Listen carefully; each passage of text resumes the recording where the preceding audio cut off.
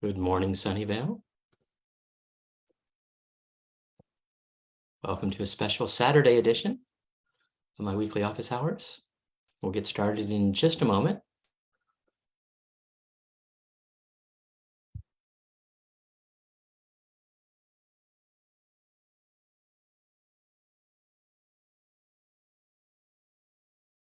Good morning.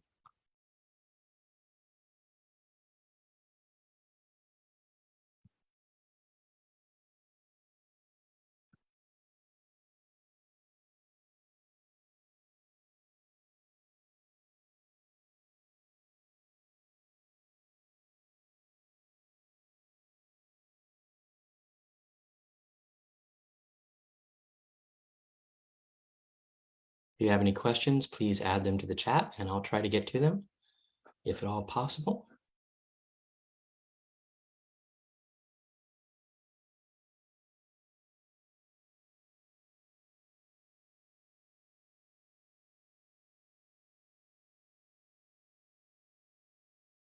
Good morning.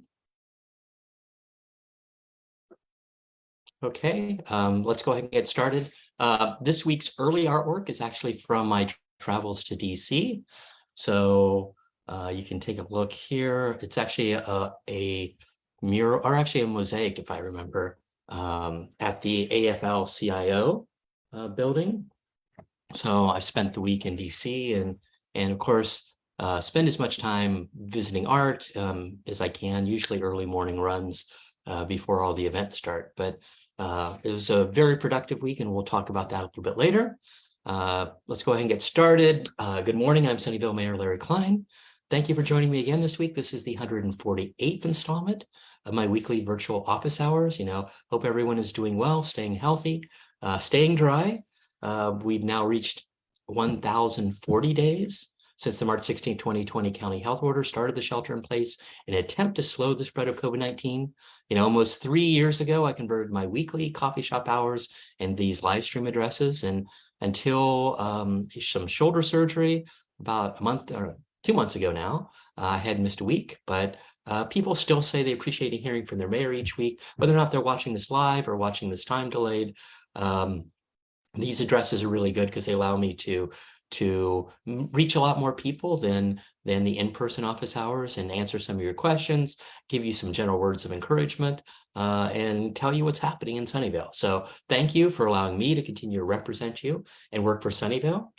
And, I was out of town yesterday for in DC, but if you want to meet with me, you can always email me at council@larryklein.com. And we can set up a 15 minutes or 30 minutes at my office hours at Bean Scene on Murphy Avenue, usually Friday mornings. But we can meet other times if that's the only time that works for you. Okay, let's go ahead and talk about what's happened at the federal, state, county, and city level over the last 2 weeks. Last Monday and Tuesday, we had more heavy rains. Last Tuesday morning, Governor Newsom laid out his new budget. And what a difference a year makes. The $297 billion budget blueprint Newsom laid out is a big change from the surpluses that we had in 2022. Last year we had an unprecedented $100 billion surplus and a $310 billion budget. So estimates are that we're basically have about $29.5 billion less in revenue this year. So, the governor is proposing cutting billions of dollars in climate spending and, delay funding for major projects to balance that budget. But we'll see, and where tax revenues are. If they don't rebound, definitely we're seeing, a very, very big change as far as what's been happening in California. And then last Tuesday evening, council met. We started the meeting with a little ceremony. We honored Councilmember Cisneros, who was our vice mayor for 2022. So I want to thank her for all the things that she did, running meetings and being there when the mayor couldn't be there. And then we also had the ceremonial swearing in of our new vice mayor, Councilmember Dean, so Omar Dean. And he was nice enough to allow the mayor to swear him in. So it's always good from that standpoint to get that privilege. Happy that he will be my vice mayor for 2023. And then we had several other things on the agenda. We approved a zoning amendment request regarding Block 20, and that's several properties along Matilda, just south of Olive. And, subsequent to that meeting, staff investigated and found out that there was actually a problem with noticing. So actions regarding those amendments, as far as Block 20, will be rescinded at our next meeting. And then this will come back to council at a future meeting. So we'll do a do-over for that.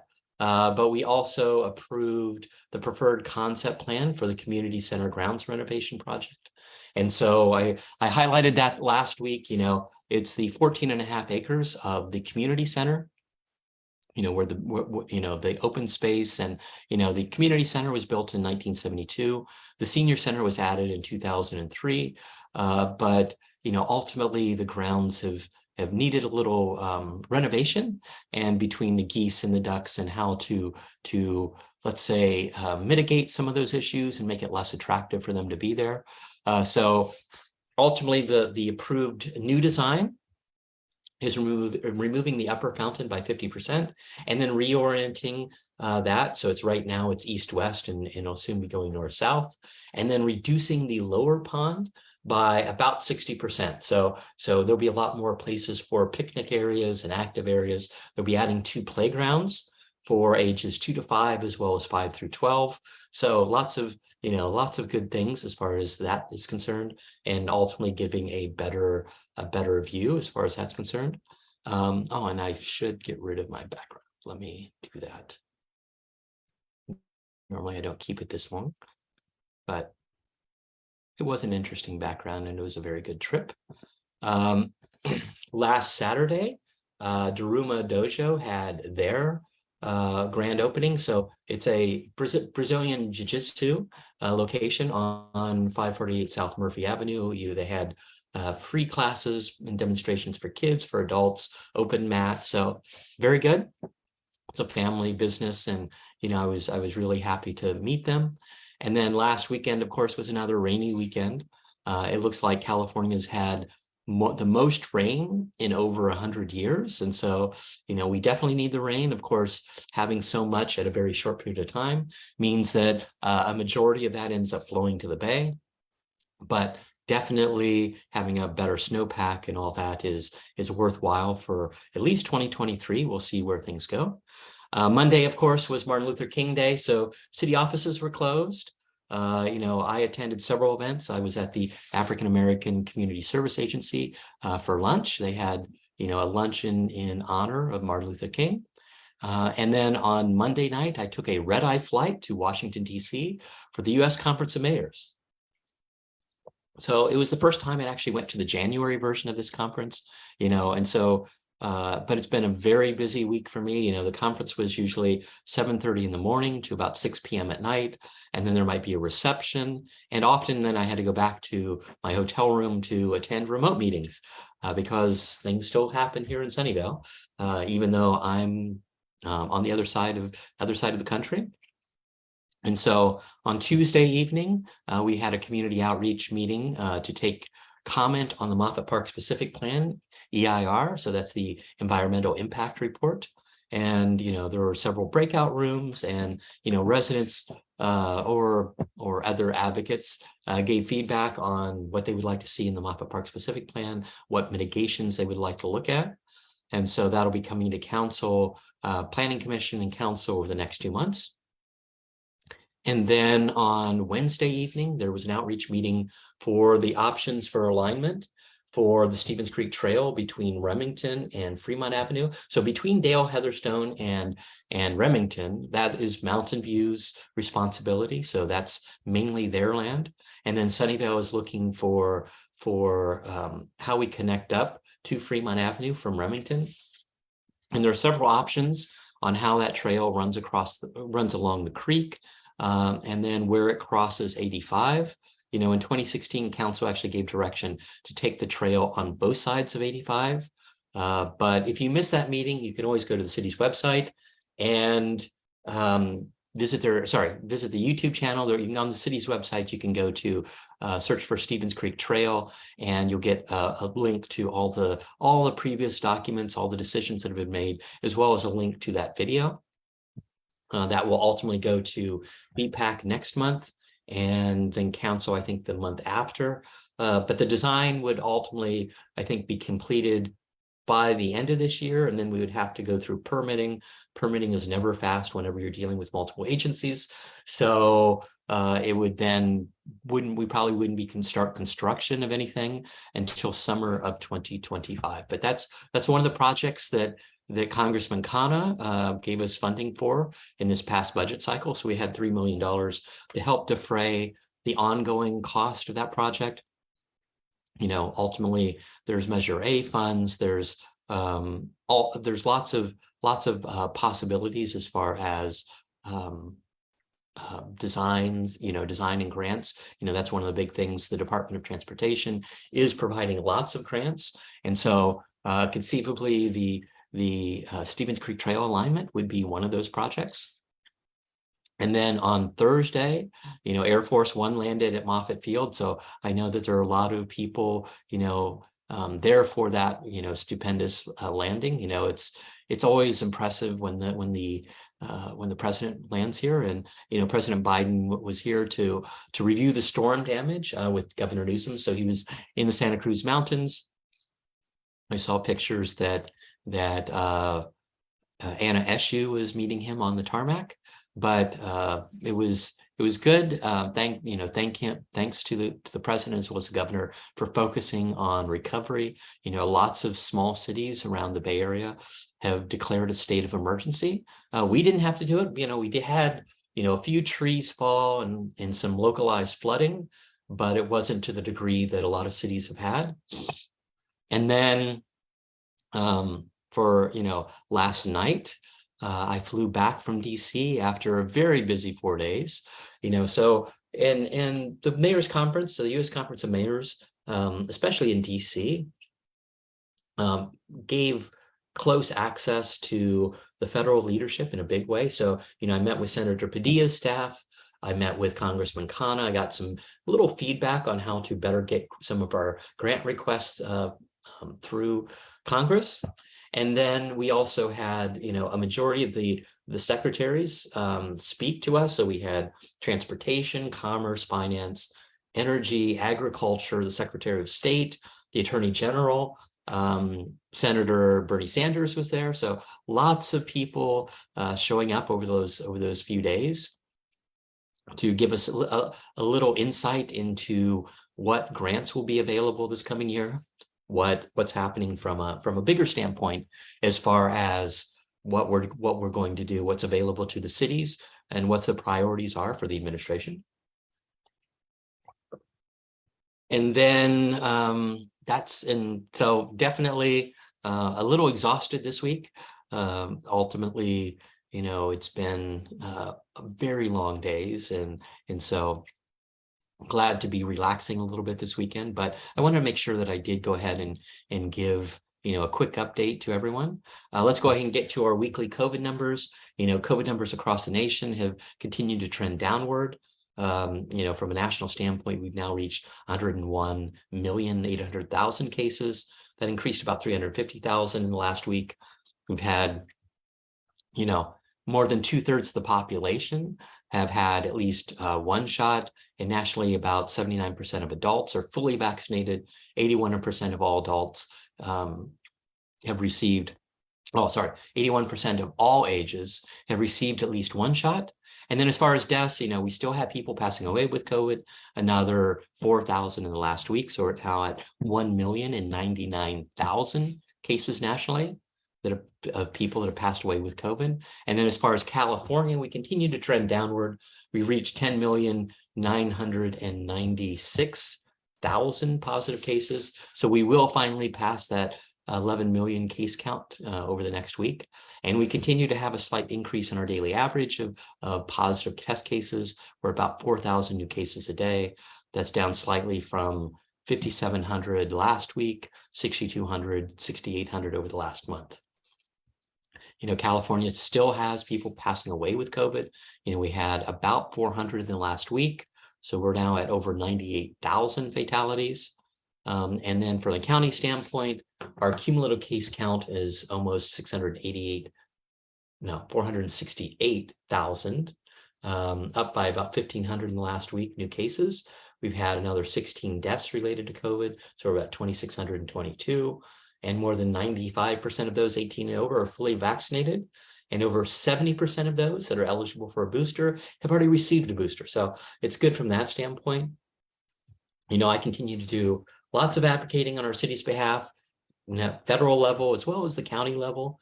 And of course, the state level. I have regular meetings with county health, the county supervisors. If you need to get tested, go to scfreetest.org. If you need, and you can also go to covidtest.gov and have your test kits delivered at home. And then as far as getting vaccinated, you can go to scfreevax.org.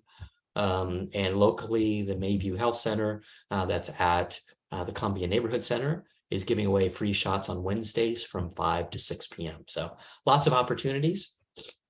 Let me go ahead and announce some of the upcoming events. So this weekend, there are several things going on. First, the Friends of the Sunnyvale Library will have their monthly book sale. It happens every few months, but it's an opportunity to find a book for someone for you or for someone in your life. Of course, there'll be the Sunday afternoon book bag sale. So for $5, you can fill a paper bag with as many books as you want. Really great for filling up those little free libraries. Later today, Boba USA opens on Washington and Francis. That's the old Starbucks location right there at Washington and Francis. They are doing a buy one, get one deal all day today. So definitely think about going by. Wishing them welcome to Sunnyvale.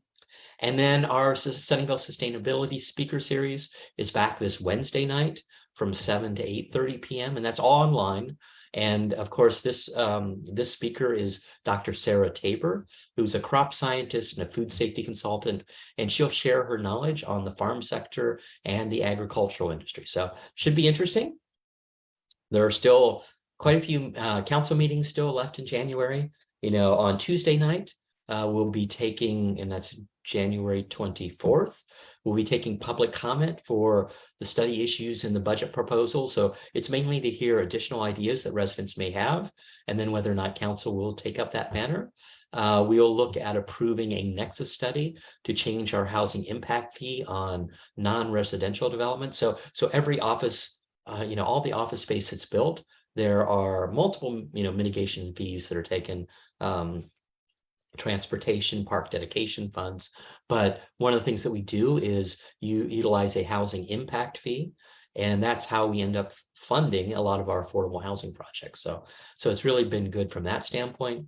We'll also be approving our community and neighborhood grant proposals for 2023. And, these are local events in the city that the city helps fund to help build community. And that ranges anywhere from, National Night Out at multiple neighborhoods in the city to the Art and Wine Festival, or all of the summer music series. So lots of, or the tree lighting in December. So lots of things. That's always good that we're able to help bring community together in a lot of different things in the city.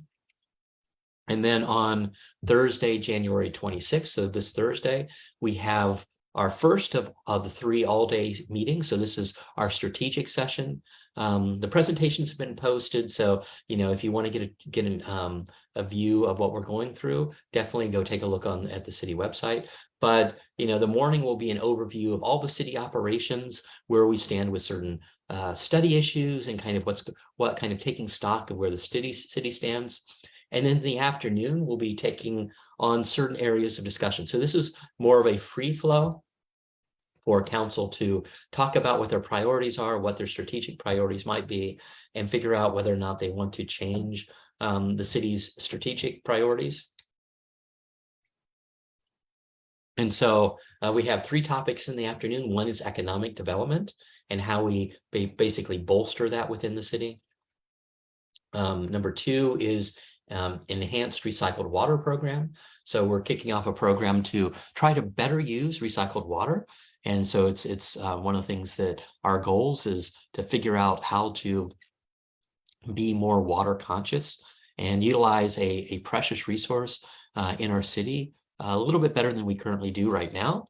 You know, more than 90% of the recycled water that our wastewater treatment plant creates ends up just flowing to the bay. So it's figuring out that, how to better utilize that.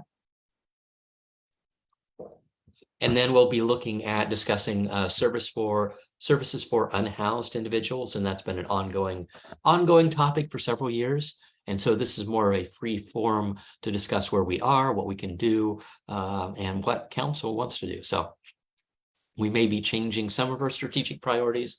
We'll see where that goes. And then, so that's Thursday, that all-day meeting on Thursday. And then on Tuesday, so a week from this Tuesday, we'll have a special Moffett Park specific plan community benefits workshop. And so we'll be talking about, you know, ultimately what we would like to see as what we'd like to see in Moffett Park and how we conceivably give additional density and what community benefits we would like to see from the developers if we're going to give them additional density. So let's go ahead and get to our weekly questions. Definitely, if you have a question, put them into the chat and I'll try to get to them before the end of the meeting. David asked, what happened with the water spout at Murphy Avenue last weekend? So, you know, it happens, a delivery truck backed into the fire hydrant and we had about 2 hours of a geyser in downtown Sunnyvale before they were able to completely close the line and cap that. But ultimately, luckily, DPS was on the scene very quickly and was able to track down the delivery truck that kind of left the scene. So happy that they were able to track them down before they got out of the city, so that we actually had the insurance to deal with the fire hydrant, as well as I heard there was some damage at Vino Vino and the billiard place. So happy that DPS was on the scene quickly. Rita asked, wondering if you have any insight on what is going into the old McDonald's building on El Camino Real at Bernardo. So it is planned to be an Indian restaurant. I'm not sure when it'll be opening, or is it a chain or a new brick and mortar? But I did get a quick update on that. So they're currently working on the interior and ultimately looking to open. I'm guessing sometime this year, since they seem to be making good progress. Allison asked, when I visited the Courtyard station, it was almost out of sand in sandbags. Has it been restocked? So yes, the rains over the last few weeks have really changed things and made sure that staff had to be on that what's available for sandbags. You know, they're monitoring that closely, making sure that there's enough sand as well as sandbags. You know, we do this every year, but especially with the amount of rain that we had this year, it's a little bit different. You know, they've had more than 3,000 pre-filled sandbags that were given away so far, and they have another 900 sandbags that are ready to be issued to residents. We also have sand piles and empty burlap bags. So if they're ever, you know, if they ran out late at night, there's, you know, ultimately 60 cubic yards of sand for filling your own sandbags if it came to that. So hopefully everybody's fine. Hopefully, you know, I know that several businesses ended up utilizing that. Several residents ended up using it. Sean asked, the intersection at Waddell Drive and Fair Oaks, traffic lights have been off for over 2 hours and nobody's there working. So just as a reminder, if the lights are off or flashing, consider that intersection as a four-way stop. You know, please, you know, consider it a controlled stop sign in all four directions. I know that this was fixed, I think, later in the afternoon or later in the evening, but you know, it took a while for staff to deal with all the different issues, and sometimes it was PG&E. They had to get PG&E out, and sometimes it was, you know, their own work that they had to do. So it depended on what the problem was at the end of the day. And then I think that's all of my questions. Did anybody have any other questions? It doesn't look like it. So let's go ahead and wrap up. Thanks for joining me again this week. You know, we still live in uncertain times and new issues continue to come up. But, you know, I want you to know that no matter what challenges we face them together. You know, I'm proud of Sunnyvale and how our residents have responded, you know, over the last few years to whatever challenges we face. You know, I want you to know that your actions, your attitude really do make a difference. So Sunnyvale will emerge from this as a stronger community. We're in this together and we will get through this together. Thanks for listening. Have a great weekend. Goodbye.